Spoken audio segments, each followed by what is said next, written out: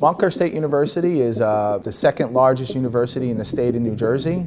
We have over 21,000 students on campus. We're currently at about 5.4 million square feet under roof.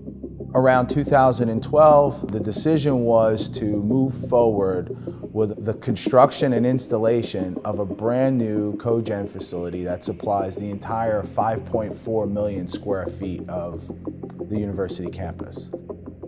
I'm Kyle Gandy. I'm the electrical engineering manager for DCO Energy. DCO was partnered with the university to build a new central plant on this campus. Within that plant are chillers and boilers and generating assets. And then we send and distribute out to the campus steam and chilled water that's heating and cooling all of the buildings that you see on the campus. And we've been able to be extremely efficient. The plant operates upwards of 80% efficiency. So building on that success, we began to discuss what our next steps were from an energy standpoint. We came up with the idea of potentially installing a microgrid.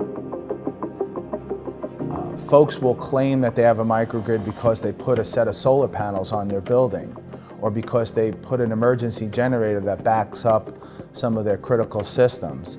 And that doesn't meet the true definition of what a microgrid is.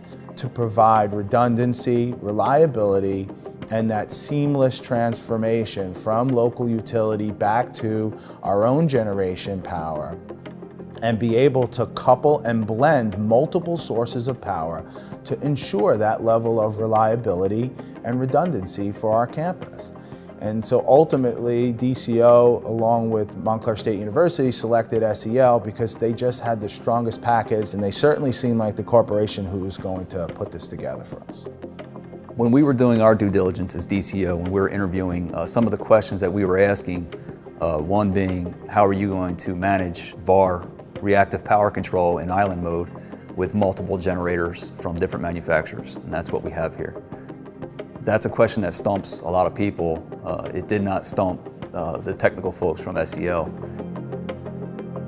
So the SEL microgrid philosophy is to basically use SEL relays, right? Those are our primary protection, but they also provide some high-speed information that we need to detect contingencies. On this particular project, what we utilized was a 751 relay at the point of interconnection with the utility, and we used the fast rate of change of frequency element, 81 RF, which helps us detect utility disturbances at a faster rate than a traditional under-frequency or over-frequency element.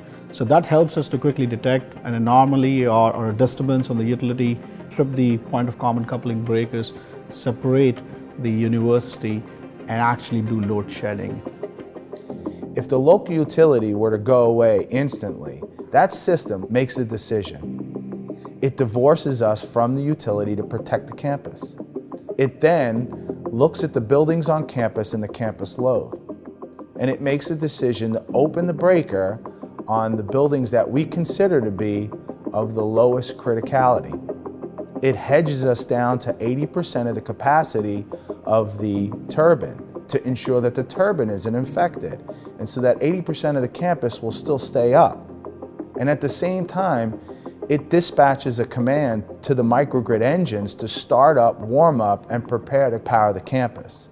And then within a few short minutes, it begins to close those breakers back in and bring the campus back online. When the utility does return, whether it's an hour later or 3 days later, we can seamlessly transition back to utility, and the campus has no idea. It really provides a level of reliability that we've never had. What we set out to do was create a system that was no longer dependent on what the utility system was doing. And that's really the heart and soul of a microgrid, is when you lose utility, can you still maintain voltage and frequency and sustain the load on the campus? And that's what we successfully have done here at Montclair State University.